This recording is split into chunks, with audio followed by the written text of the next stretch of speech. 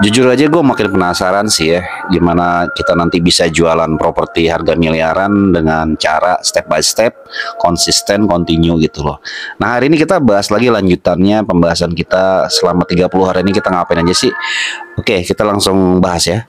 Oke, satu pertanyaan yang mengusik gue itu adalah kalau kita jual properti harga let's say 3 miliar, 4 miliar sampai ke 12 miliar itu, pertanyaan mendasar itu adalah sebenarnya siapa sih yang beli gitu loh? Siapa nih orang-orang yang punya kemampuan untuk beli rumah seperti itu? Nah, kemarin gue sempat ngobrol ya dengan beberapa senior marketing gitu ya, yang mereka udah jualan ya produk-produk yang harganya fantastis itu.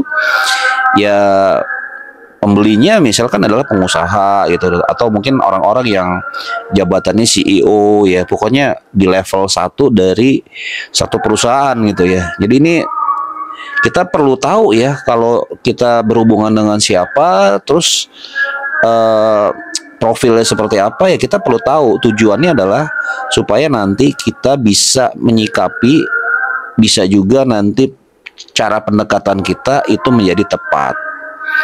Nah, kalau kita udah tahu siapanya, tentunya kita nanti akan berbicara di mananya nih. Di mana nih orang-orang ini mereka berkumpul gitu ya. Oke lah, ada yang secara online, ada secara offline. Nah, secara online mungkin jangan-jangan nggak hanya ada di Instagram atau di TikTok gitu. Bisa jadi mereka juga adanya di LinkedIn, adanya di YouTube gitu ya. Dan mungkin pendekatan konten kita juga lebih canggih ya, lebih sophisticated dan lebih profesional gitu loh dalam pembuatan ya, videonya segala macam. Mungkin harus lebih serius lagi gitu loh.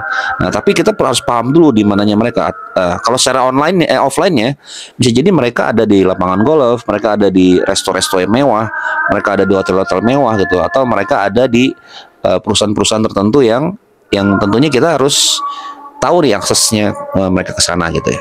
Ini teori ya, tapi yang penting kita tahu dulu deh nih gimana caranya. Nah, terus why-nya, kenapa sih orang-orang itu beli rumah yang harganya itu fantastis ya, itu kalau buat kita kan di atas rata-rata lah ya. Harga rumah misalkan 10M, 12M gitu ya untuk rumah hunian gitu ya. Apa alasan mereka gitu ya? Ya kalau saya ingat kata salah satu mentor saya, di setiap daerah itu pasti punya orang kayanya, dan orang kaya itu pasti punya alasan untuk mereka pindah ke properti yang lebih mewah, yang lebih bagus gitu ya. Nah, ini yang perlu kita cari ya alasannya. Bisa jadi mereka juga karena statusnya mereka meningkat, kemudian juga mungkin mereka ada kepentingan di kawasan tersebut ya, misalnya kayak di BSD, di Paramount itu kan kawasannya udah terintegrasi gitu. Nah, bisa jadi alasannya adalah ya mendekati diri ke tempat mereka usaha gitu kan, mendekatkan ke tempat usaha mereka gitu ya.